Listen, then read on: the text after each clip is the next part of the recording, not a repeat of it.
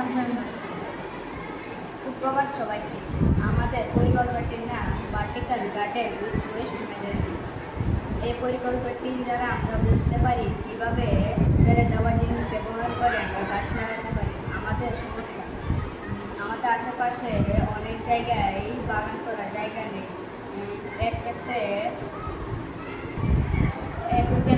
প্রচুর প্লাস্টিক বর্জ্য রান্নাঘরে আবর্জনা তৈরি হয়। আমরা ভেবেছি এই আবর্জনাগুলোকে কাজে লাগিয়ে যদি গাছ লাগাতে পারি তাহলে পরিবেশে খুব কম উপকার হবে। এই সমস্যার সমাধানে আমাদের আইডিয়াটি হলো ফেলে দেওয়া প্লাস্টিক বোতল সংগ্রহ করে আমাদের একটি ভার্টিক্যাল গার্ডেন তৈরি করেছি। আর এতে রান্নাঘরে আবর্জনা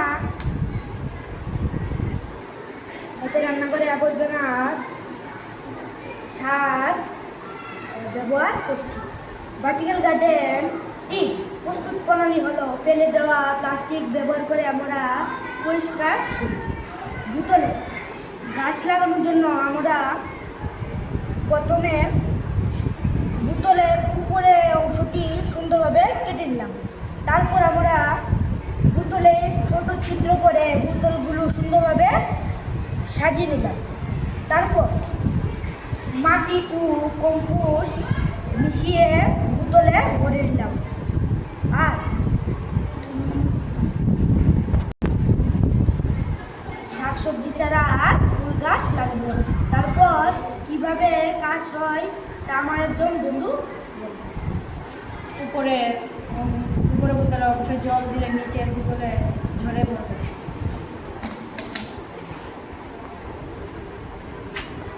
ফলে জল অপচয় হবে না। রান্নাঘরের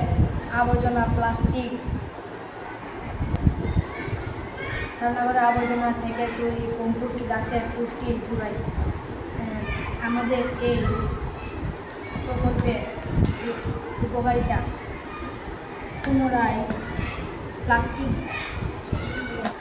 পুনরায় ব্যবহার, জল ও জায়গা সঞ্চয়, পরিবেশ সবুজ ও সুন্দর হয়, আবর্জনা কমে এবং সার পাওয়া যায়। যদি প্রতিটি স্কুলে বা ঘরে এমন বাগান হয় তবে ভারত হবে আরও সবুজ ও সুন্দর।